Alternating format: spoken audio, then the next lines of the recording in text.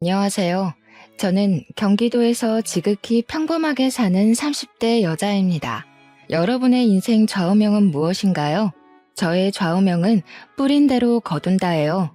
저희 부모님은 제가 어릴 때부터 남에게 상처를 주면 그 상처가 그대로 돌아오고 도움을 주면 제가 힘들 때 도움을 받을 수 있다고 가르치셨어요. 그래서 제가 말이나 행동을 할 때 남에게 상처 주지 않도록 늘 조심하라고 하셨죠. 이러한 가르침 덕에 제가 학교 다닐 때나 직장에 다닐 때 주변 사람들과 그 흔한 말싸움 한번 하지 않고 두루두루 좋게 지냈어요. 그런데 이런 제가 살면서 처음으로 말싸움을 하게 된 사람이 있는데 그 사람이 바로 저의 형님이세요. 제 형님은 저보다 한 살이 많아요.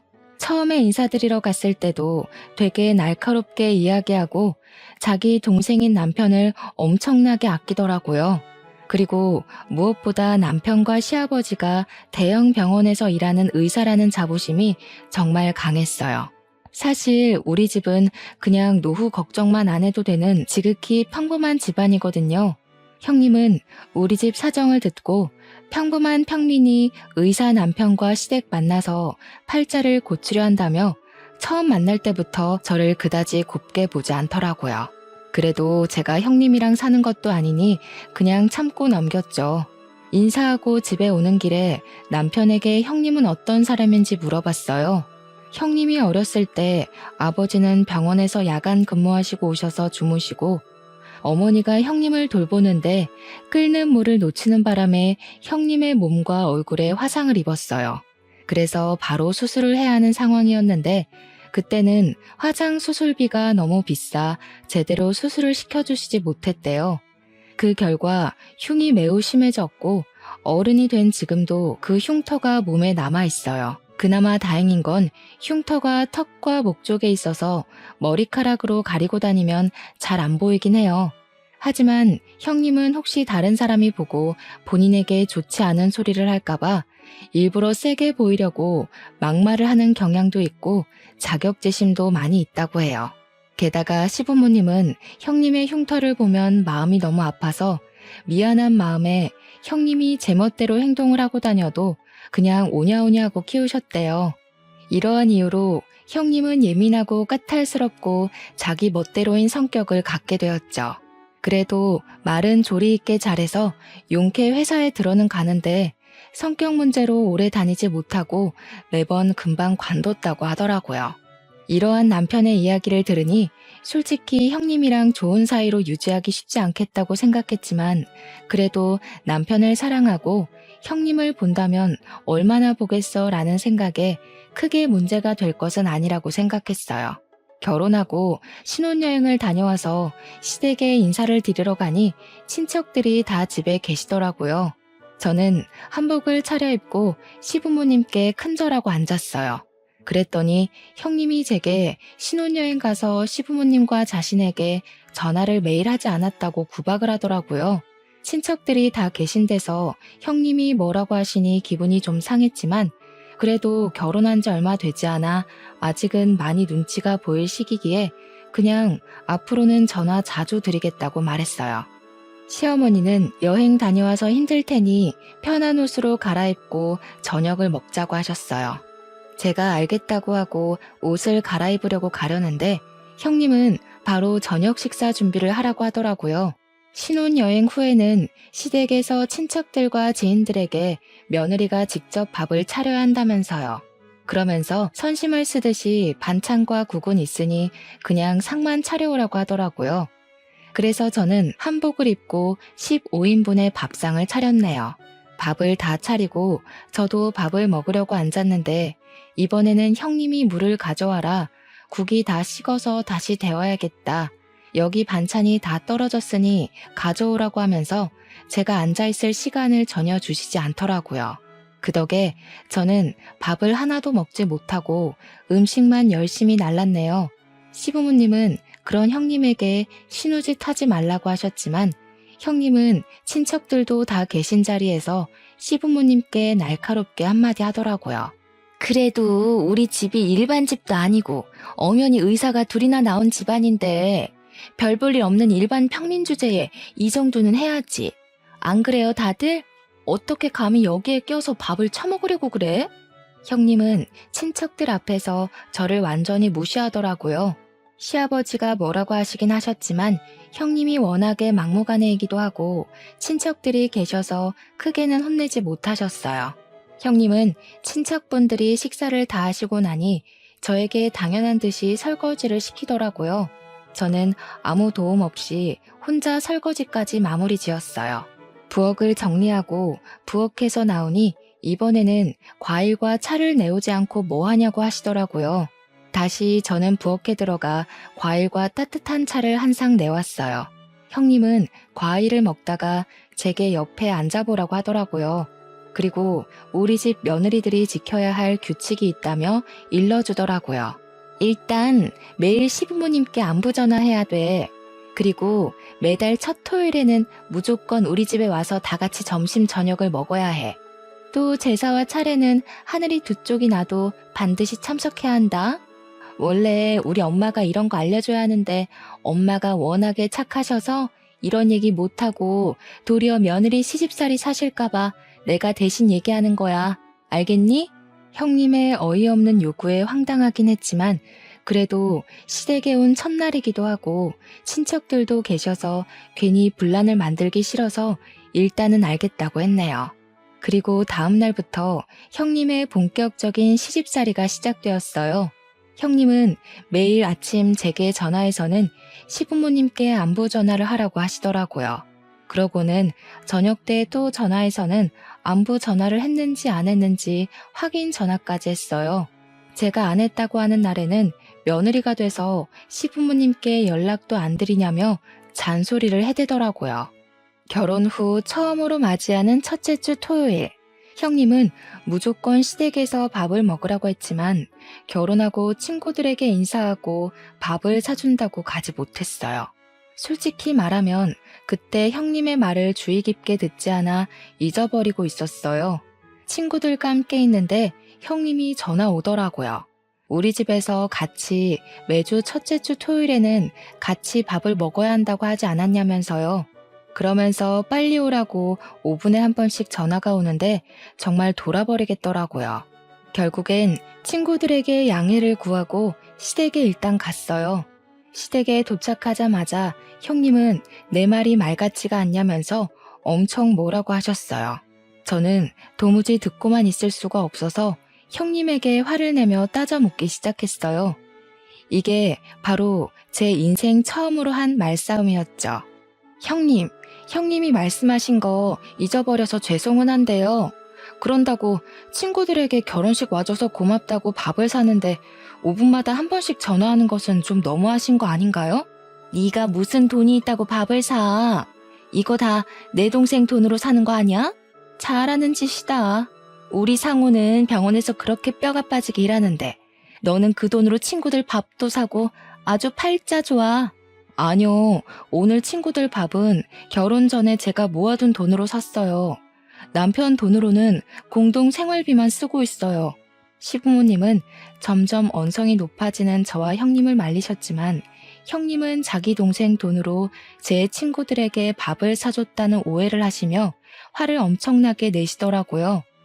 저는 형님의 이러한 지나친 간섭이 답답했지만 제 남편은 병원 일로 이야기는커녕 얼굴 보기도 힘들고 잠도 거의 자지 못하고 눈만 뜨고 다니는 상황인 것을 알기에 어쩔 수 없이 혼자 속으로 사겼답니다.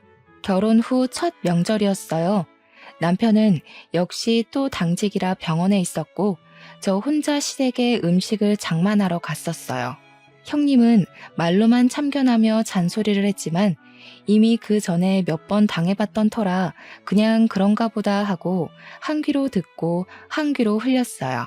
음식 장만은 시어머니가 음식을 주로 하셨고 저는 뒤에서 보조 역할만 해서 생각보다 힘들지 않더라고요. 그런데 명절 당일 아침부터 형님이 자꾸 제게 이것저것 시켰어요. 아침에 차례를 지내고 설거지를 하고 집에 가려는데 갑자기 제가 해주는 음식들이 맛있다며 음식을 만들어주고 가라는 거예요.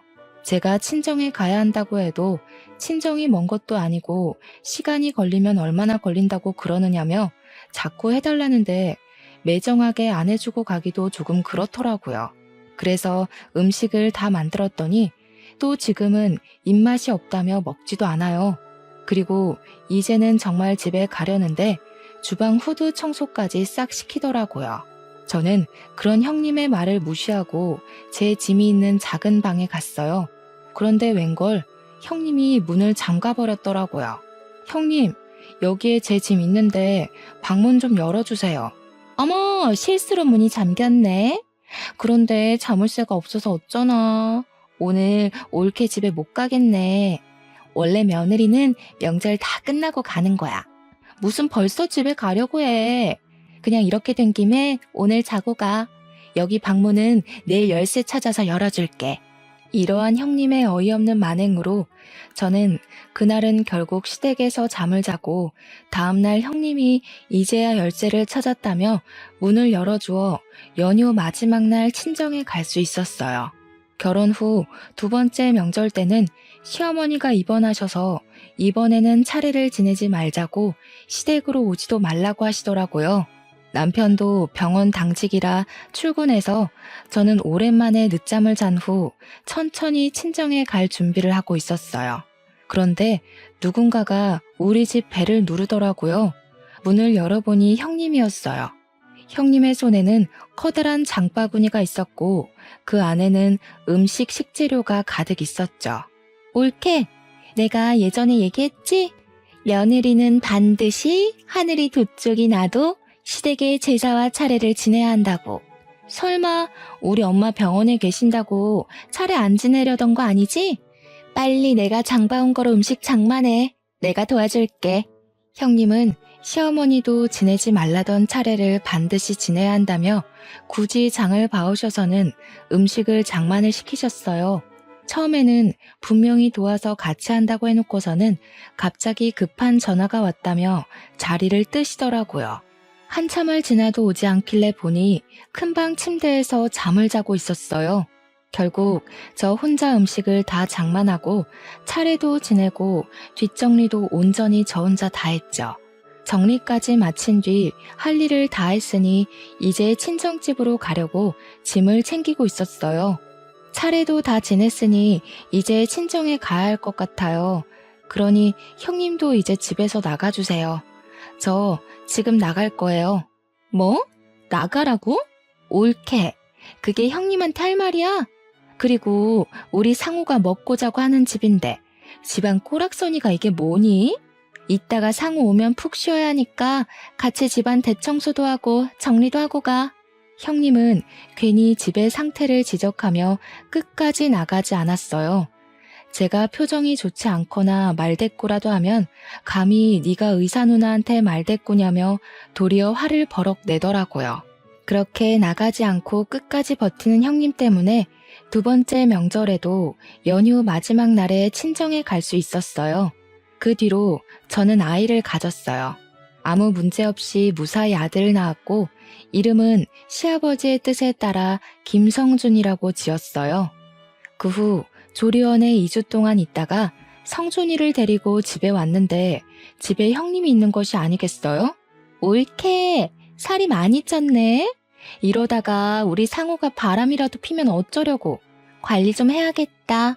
아기를 이제 막 낳고 온 사람에게 몸은 괜찮냐고 말하지는 못할 망정 살이 많이 쪘다느니 관리 좀 하라는 게 말이나 되나요? 저는 참지 않고 바로 형님에게 따졌어요. 아기 낳고 왔으니까 그러죠. 아, 형님은 아직 결혼을 안 해서 애를 안 낳아봤으니 모르시나 봐요. 감히 하늘 같은 형님한테 무슨 말대꾸야? 네가 우리 집 장손 낳았다고 이제 눈에 뵈는 게 없어? 나한테 예의 좀 지켜. 알았어? 본인이 예의 없는 소리를 해놓고 도리어 저한테 화를 내는 형님한테 한 소리를 더 하고 싶었지만 하필 그때 성준이가 울어서 어쩔 수 없이 그 정도만 할 수밖에 없었네요. 저는 우는 성준이를 데리고 큰 방으로 갔어요. 방에서 성준이를 달래고 모유를 먹이니 금세 잠이 들더라고요. 조심히 침대에 눕히고 큰 방 문을 닫고 나왔는데 형님이 우리 장손 자냐며 굳이 문을 다시 열더라고요.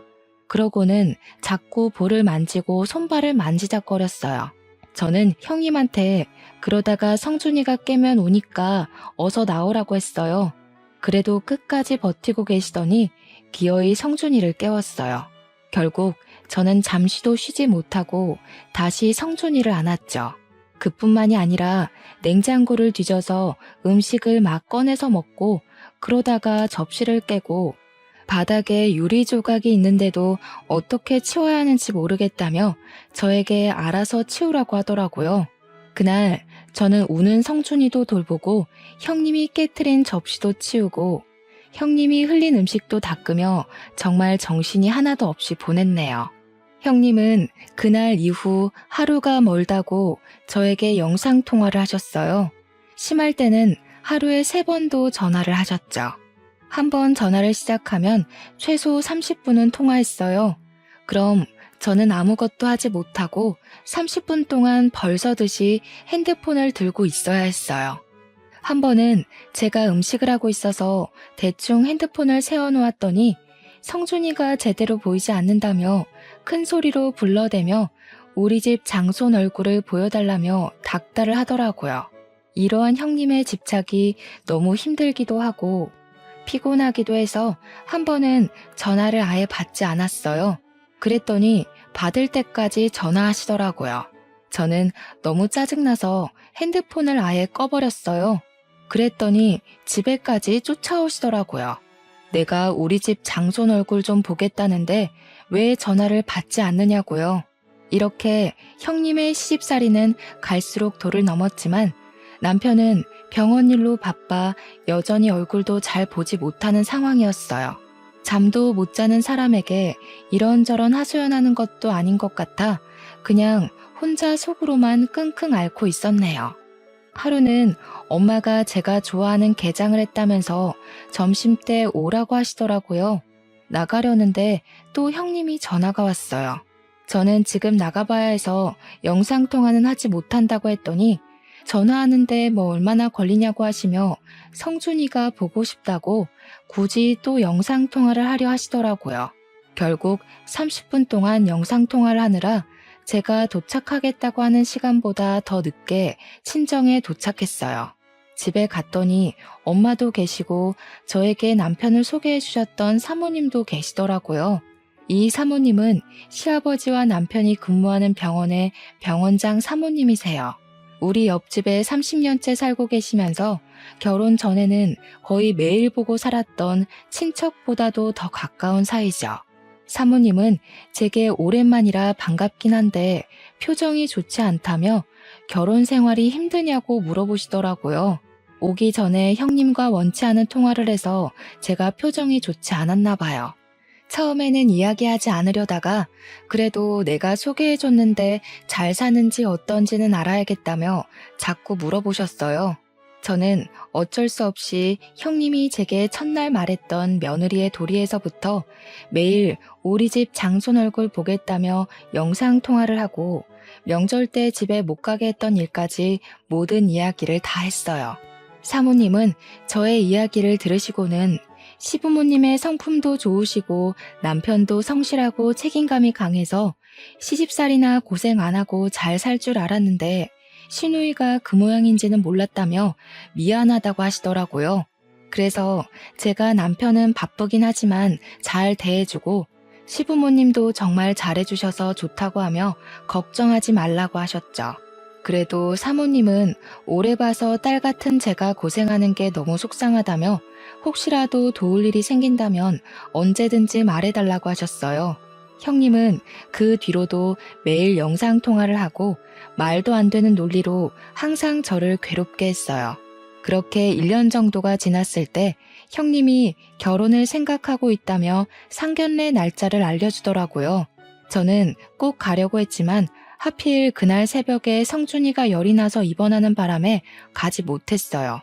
그 후로 이야기가 잘 됐는지 결혼식 날짜가 잡혔다며 모바일 청첩장을 주시긴 했는데 성준이가 그 뒤로도 계속 아파서 정신이 하나도 없었던 터라 형님의 결혼 사진을 제대로 보지 못했어요. 사실 그때 형님이 우리 집 장손인 성준이 제대로 보살피지 못해서 열이 나게 됐다면서 형님이 매일 구박했거든요. 아이가 아프면 제일 마음 아플 사람도 엄마이고 고생하는 사람도 엄마인데 그런 저에게 고생한다고 말은 못 해줄 망정 아픈 가슴을 후벼 파시니 너무 형님이 밉더라고요. 그래서 형님의 얼굴이 나온 결혼 사진조차도 보기 싫어서 청첩장의 날짜만 확인하고 말았었네요. 그런데 남편을 소개해 주셨던 병원장 사모님의 아들도 결혼한다고 하더라고요. 그것도 형님 결혼 날짜와 같은 날, 같은 시간에요. 저는 정말 가고 싶었지만 형님과 결혼 날짜가 같으니 어쩔 수 없이 가지 못하고 엄마만 병원장님 아들의 결혼식에 참석하려고 했어요. 그런데 또 하필이면 그날 엄마에게 아주 급한 일이 생기는 바람에 엄마도 결혼식에 참석을 못하게 되었어요. 형님의 결혼식 날 저는 하객들을 맞이해야 하니 결혼식장에 일찍 갔는데 사모님이 한복을 입고 있더라고요. 저는 깜짝 놀라 오늘 아들 결혼식인데 왜 여기 계시느냐고 물었어요. 사모님은 우리 아들 결혼을 여기서 한다고 하시더라고요. 저는 설마 하는 마음에 형님이 보내주셨던 모바일 청첩장의 사진을 자세히 보았어요. 너무 놀랍게도 형님 옆에 사모님 아들이 떡하니 서 있는 게 아니겠어요? 어머, 저희 형님하고 현우 오빠하고 결혼하는 거였네요? 사실 그동안 성준이가 아파서 청첩장을 이제야 자세히 봤거든요. 전혀 몰랐어요. 그럼 그때 너에게 그렇게 시집살이를 시켰다는 그 형님이 바로 내 며느리인 거니?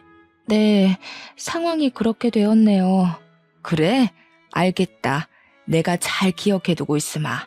그동안 정말 고생 많았다. 사모님은 제게 그동안 고생 많았다는 의미심장한 말씀을 남기고 하객을 맞이하러 가셨어요. 이윽고 결혼식이 시작되었어요. 평소에는 그렇게 날카롭고 예민하고 신경질적이었던 형님도 결혼식을 한다고 웨딩드레스를 입고 신부화장을 하니 아주 곱고 참해 보이더라고요. 그렇게 많은 사람의 축복 속에 결혼식은 무사히 마쳐졌네요. 일주일 뒤 친정엄마가 별일 없으면 저녁 먹으러 오라고 부르셔서 집에 갔어요. 친정에 도착하니 엄마가 나갈 준비를 하시며 오늘이 형님 신혼여행 마치고 시댁으로 인사 오는 날인데 저한테 같이 가자고 하시는 거예요. 저는 보기 싫은 형님이 인사하는데 왜 굳이 내가 그 자리에 가느냐고 했죠. 그랬더니 사모님이 저한테 꼭 같이 오라고 했다며 사모님 집에서 저녁을 먹자는 거예요. 마침 남편도 야근하고 저 혼자 저녁을 먹어야 하니 그냥 엄마를 따라 사모님 집으로 들어갔어요. 잠시 뒤 형님이 한복을 입고 엄청 다소곳한 척을 하며 들어오더라고요. 형님은 그 집에 있는 저를 보고는 깜짝 놀라셨어요. 네가 왜 여기에 있어? 형님, 사실 여기 옆집이 바로 제 친정이에요. 그리고 사모님은 여기에 살면서 30년 전에 알게 되었는데 제가 어릴 때부터 거의 매일 뵈서 친척들보다 더 가까운 사이예요. 저도 두 분이 결혼하신다는 사실을 결혼식장에서 알았네요. 그전에는 아시다시피 성준이가 매우 아픈 바람에 정신이 없었거든요. 그런데 형님, 세상 참 좁네요. 그렇죠? 형님은 저와 형님의 시어머니가 서로 아는 사이였다는 사실을 알고 당황해 하더라고요. 그러더니 이내 표정 관리를 하고 사모님이 앉아 계시는 거실로 가서 소파에 앉았어요. 너네는 결혼하고 처음으로 오는데 큰절도 안 하니? 너희 친정은 시댁에 처음 가면 큰절부터 하라고 안 가르쳤어? 사모님은 저와 엄마가 보는 앞에서 형님을 크게 혼내셨어요. 형님은 얼굴이 빨개져서 죄송하다고 하고 일어나더니 큰절을 했어요. 그래, 앉아라. 며느리는 신혼여행지에서 왜 매일 전화하지 않았니? 이제 한 가족인데 전화를 당연히 매일 해야 하는 거다. 알겠니? 그리고 매주 첫 토요일에는 무조건 우리 집에서 점심과 저녁을 먹어야 해. 그리고 제사와 명절 차례상은 며느리가 무조건 하늘이 두 쪽이나도 차려야 한다. 이게 우리 집 며느리의 도리란다. 알겠니? 형님은 자신이 제게 했던 말을 사모님이 그대로 하고 있으시니 뭔가 이상했는지 고개를 갸우뚱하며 대답하지 않더라고요. 그랬더니 사모님이 대답을 왜 안 하냐고 시어미 말이 우습냐고 하셨어요. 조곤조곤히 말씀하시지만 어찌나 카리스마가 넘치시던지 저와 엄마도 그 자리에서 움찔했네요. 형님이 알겠다고 답을 하니 이제는 부엌에 가서 밥을 차리라고 시키시더라고요. 어머니, 저 지금 여행 마치고 왔는데 이 불편한 옷을 입고 밥을 차려요? 원래 신혼여행 후에는 시댁에서 친척들과 지인들에게 며느리가 직접 밥을 차려야 한다는 거 모르니? 며느리가 됐으면 당연히 해야지. 손님들 배고프시니 잔말 말고 빨리 가서 밥 차려. 형님은 제가 처음에 시댁에서 했던 것처럼 한복을 입고 부엌으로 가서 한상을 차렸네요. 밥을 다 차리고 사모님과 엄마, 그리고 형님의 남편이 된 현우 오빠와 제가 자리를 잡고 앉았어요. 형님도 자리를 잡고 앉으려고 했어요. 너는 지금 말고 이따가 먹고 여기 옆에 서 있으렴. 명색이 병원장 사모의 손님들이 오셔서 식사하시는데 어디 이 자리에 앉아서 밥을 먹으려고 하니? 버리장머리 없기는. 아휴. 형님은 얼굴이 시뻘개져서는 앉으려다 말고 일어나서 사모님이 지정해 주시는 곳에 서 있었어요. 저는 맛있게 밥을 먹고 있는데 옆에서 자꾸 뭔가 따가운 시선이 느껴져서 보니 형님이 저를 매섭게 째려보고 있었더라고요. 저는 그런 형님의 얼굴을 보다가 사례가 들렸어요. 미진아 괜찮니? 편하게 천천히 먹으렴.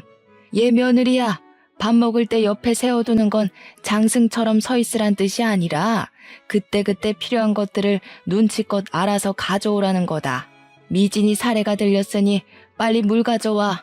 사모님의 말씀에 형님은 냉장고에 물통을 꺼내 제 앞에 물통을 그대로 내려놓더라고요.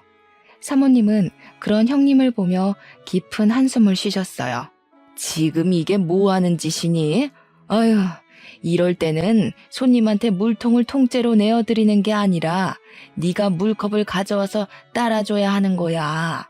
내가 너에게 이런 것도 하나하나 가르쳐야겠니? 무슨 초등학생도 아니고. 형님은 사모님께 또 한 소리를 듣고는 아주 짜증난다는 표정으로 컵을 챙겨와서 물을 따라줬어요. 그런 형님의 표정을 보고 있자니 고소하기도 하면서 뭔가 형님을 더 놀리고 싶은 생각이 들더라고요. 그래서 일부러 제 국이 식어서 그런데 국을 다시 따뜻하게 데워달라고 했어요. 형님은 아주 못마땅한 표정을 지으며 못 들은 척 하더라고요. 예, 못 들었니? 내 손님 미진이가 국을 데워달라잖아. 어서 따뜻한 국으로 가져다 주렴. 명색이 병원장 사모의 손님인데 당연히 이 정도 대접은 받아야지 않겠니? 결국 형님이 죽을 상으로 다시 국을 끓여서 가져오는데 얼마나 화가 났는지 형님의 손이 부들부들 떨리더라고요. 평소 같았으면 이미 다 뒤집어 엎었을 사람인데 평소에 그리 무시했던 제 앞에서 이렇게 당하고 있으니 아마 미치고 팔짝 뛸 노릇이겠죠. 저는 아주 고소하게 생각하며 음식을 맛있게 먹었답니다. 저녁을 다 먹고 나서도 사모님은 당연히 설거지는 며느리의 몫이라며 형님에게 설거지를 시키셨어요. 저는 사모님과 함께 거실에 앉아 차와 과일을 마시며 담소를 나눴어요. 설거지를 마친 형님이 부엌에서 나오자 사모님은 거실 소파에 잠깐 앉아보라고 하시더라고요. 그러더니 내 아들 현우에 비해서 조건들이 훨씬 부족하지만 아버지가 워낙 병원에서 인품이 좋으셔서 어쩔 수 없이 결혼 승낙을 했다며 우리로서는 정말 많이 손해보고 하는 결혼이니 평생 갚으면서 시부모 얼굴에 먹칠하지 말고 살라고 하시더라고요. 그 이야기를 듣는데 형님은 울상이 되고 저는 너무 속이 다 시원해서 자꾸 웃음이 나더라고요. 이렇게 형님은 제게 시집살이를 시킨 그대로 사모님께 당하며 시댁에서의 첫날을 보냈네요. 속이 다 후련해져서 집에 왔는데 남편이 퇴근해 있더라고요. 저를 보자마자 하는 이야기가 누나한테 울면서 전화가 왔다며 어떻게 누나가 그렇게 당하고 있는데 옆에서 부채질이나 하냐고 뭐라고 하더라고요. 너 생각 안 나? 오늘 형님이 사모님한테 당했던 거 다 형님이 나한테 했던 짓이야. 신혼여행 끝나고 오자마자 친척들 죄다 불러서 밥 차리라고 했잖아. 너는 그날 밥 맛있게 먹었겠지만 나는 잔심부름하느라 밥 한 숟갈도 못 떴어. 그리고 오늘 사모님이 형님한테 며느리의 돌이라면서 했던 이야기 다 형님이 나한테 했던 이야기야. 나는 시댁에서 며느리라는 이유로 그렇게 다 해야 하는데 너네 누나는 그렇게 하면 안 되니? 누나도 그 집 며느리인데. 남편은 제 이야기를 듣고 잠시 생각하더니 아무 말도 하지 못하더라고요. 그러더니 남편이 네가 속상한 것은 알겠지만 그래도 누나네 시어머니랑 친하다고 하니 조금 살살해달라고 부탁 좀 드려보라고 하더라고요. 저는 그런 남편의 부탁에 솔직히 그동안 내가 당한 게 얼만데 그렇게 얘기는 못하겠다고 말하며 거절했어요. 잠시 뒤 이번에는 형님이 전화가 왔더라고요. 보나마나 좋지 않은 소리 할 것 같아서 전화를 받자마자 녹음을 했어요. 야, 너 어떻게 나한테 이렇게 엿을 먹일 수가 있어? 네가 시어머니한테 다 얘기한 거지? 그래서 시어머니가 너 대신에 복수한 거고. 형님이 시댁에 대한 도리라면서 며느리는 이렇게 살아야 한다고 했잖아요. 형님도 이제 결혼을 하고 한 집안의 며느리가 되었으니 당연히 그리하셔야 하는 것 아닌가요? 너 내가 가만히 안 둘 거야. 네가 지금 그 아줌마랑 한편 먹고 나 괴롭히는 거 모를 줄 알고? 아줌마요? 사모님한테 시어머니 아니고 아줌마요? 아무리 그래도 시어머니인데 호칭은 똑바로 부르시죠. 어머, 우리 형님 집안에 장손이 오셔서 저는 장손을 돌보러 가야겠네요. 전화 끊겠습니다. 형님은 역시나 제게 화를 많이 내셨고 저는 녹음된 형님과의 통화 내용을 바로 사모님께 카톡으로 보냈어요. 다음날 집에서 성순이를 돌보는데 엄마에게 전화가 왔어요. 엄마가 사모님 집에 가니 형님이 와 있었더라고요. 그런데 보니까 형님이 아주 눈물이 쏙 빠지게 혼나고 있던데 무슨 일 있었냐고 하시더라고요. 그래서 제가 어제 있었던 일을 이야기하며 아마도 그래서 혼난 것 같다고 했어요. 엄마는 그렇게 시집살이를 시키더니 쌤통이라며 저보다도 더 좋아하셨어요. 그리고 형님의 결혼 후 첫 명절날이 왔어요. 원래 병원장님은 평소에도 잘 쉬지 못하니 명절날에는 반드시 가족과 여행을 가세요. 이번에도 여행을 계획하신다길래 저는 당연히 형님도 같이 가겠거니 했어요. 여행을 가는 형님이 부럽기도 하고 한편으로는 사모님이 형님에게 아주 혹독한 시집살이를 시킬 것을 기대했는데 그러지 못하겠다고 생각하니 내심 아쉬웠어요. 저는 시댁에서 형님 없이 아주 편하게 음식을 장만했어요. 음식을 하다 보니 생각보다 재료가 많이 부족해서 시부모님과 남편은 장을 보러 나가고 저와 성준이 둘이 시댁에 있었어요. 그런데 여행을 갔다고 생각했던 형님이 들어오시는 게 아니겠어요? 어떻게 여기 오세요? 원래 명절 때마다 병원장님 여행 가시는 걸로 알고 있는데. 다들 갔지? 나보고도 같이 가겠느냐고 묻더라고. 근데 솔직히 시댁이랑 가면 불편하잖아. 그래서 안 가겠다고 했더니 그럼 나보고 혼자 차례 음식 준비하고 차례 지내라는 거야. 원래 며느리들은 제사나 차례를 하늘이 두 쪽이 나도 지내야 한다고. 그게 말이 돼?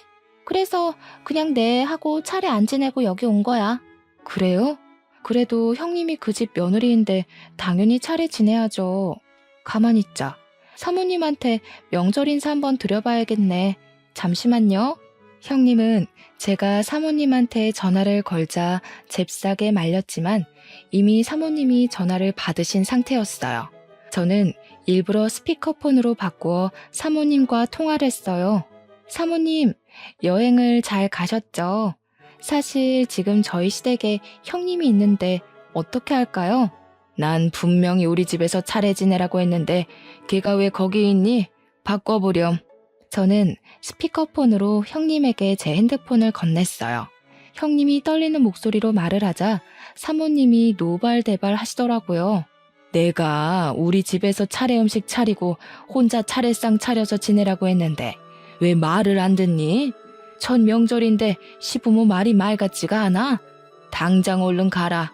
가서 상 차리고 영상통화해라. 알겠니? 형님은 알겠다고 대답하고 전화를 끊고 저한테 왜 전화를 걸어서 이렇게 귀찮게 만드냐고 뭐라고 하더라고요. 그때 장을 보러 가신 시부모님과 남편이 도착했어요. 너는 첫 명절인데 시댁에 안 있고 왜 여기 있니? 다들 여행 갔는데 나 혼자 시댁에 남아서 차례를 지내라 하잖아. 말이 돼? 그래서 여기로 왔는데 세상에 전현이 시어머니가 자기 아는 사모님이라고 전화 걸어서 나 욕먹게 했어. 당연한 거 아니니? 네가 며느리한테도 그렇게 알려주지 않았니?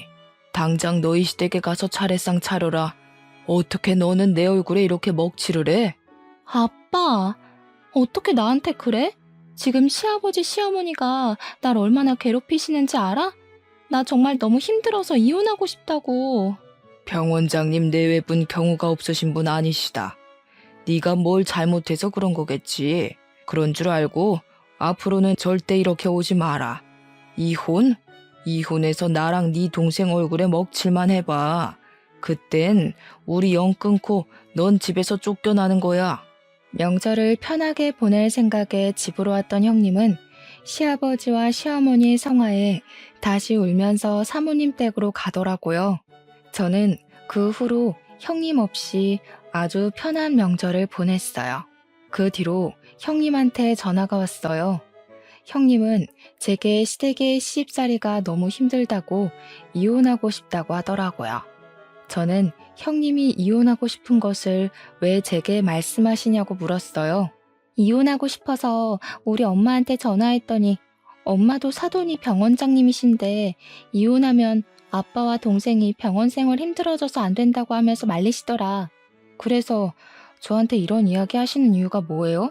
네가 내 시어머니께 잘 말씀드려서 우리 형님 좀 적당히 봐달라고 하면 안 돼? 이제 형님이 잘 빌려준다고 말해줘. 나도 이제 너한테 신우짓 절대 안 할게. 정말 내 동생처럼 생각할게. 부탁해. 제발 나 좀 도와줘. 형님이 제게 울먹이면서 이야기하는데 정말 눈물겹더라고요.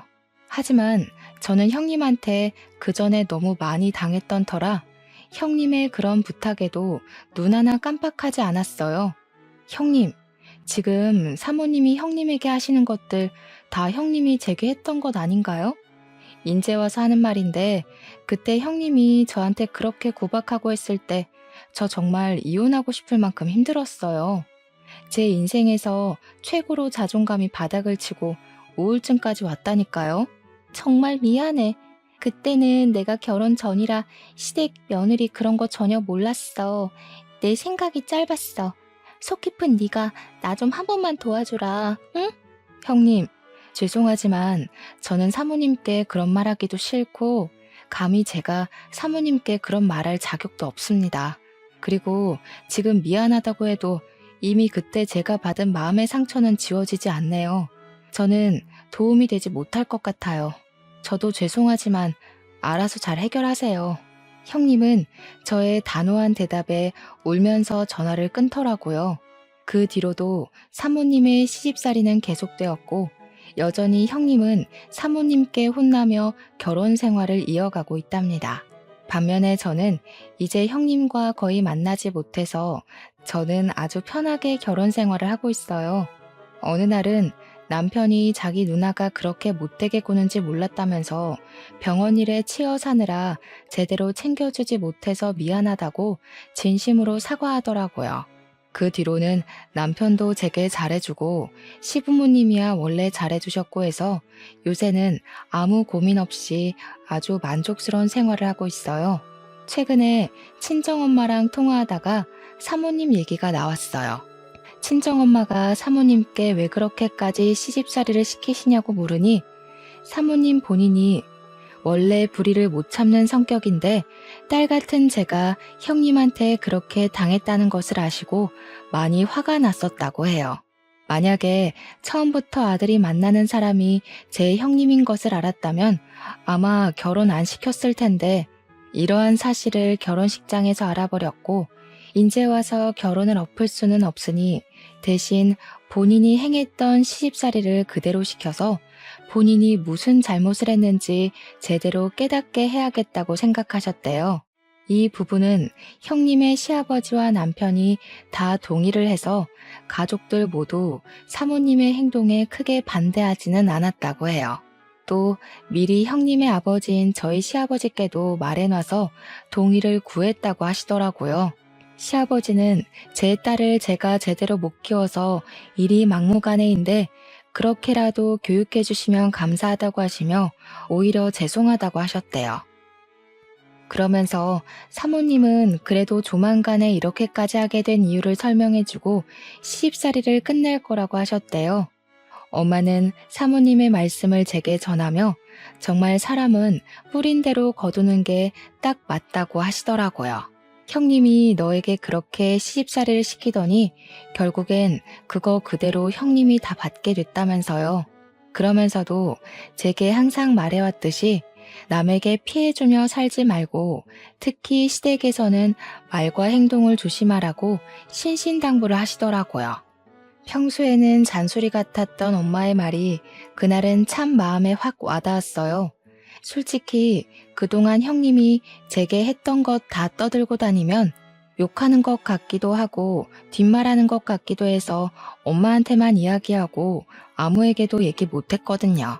하지만 제가 이렇게 많은 사람이 듣는 이곳에 사연을 남기게 된 이유는 이제 형님의 시집살이가 어느 정도 끝이 나는 것 같기도 하고 무엇보다 우리 아들 성준이가 커서 장가를 가고 내가 누군가의 시어머니가 되면 절대 며느리에게 시집살이 시키지 말고 딸처럼 생각해줘야겠다 다짐하는 의미에서 이렇게 사연을 남겨요.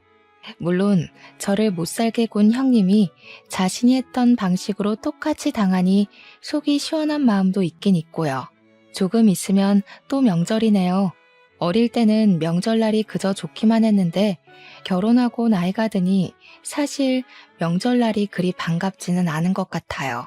결혼 전에는 친척들이 제 미래를 너무 걱정해 주셔서 힘들고 결혼 후에는 결혼 전처럼 편하게 행동하기에는 눈치가 보이니 힘든 것 같아요.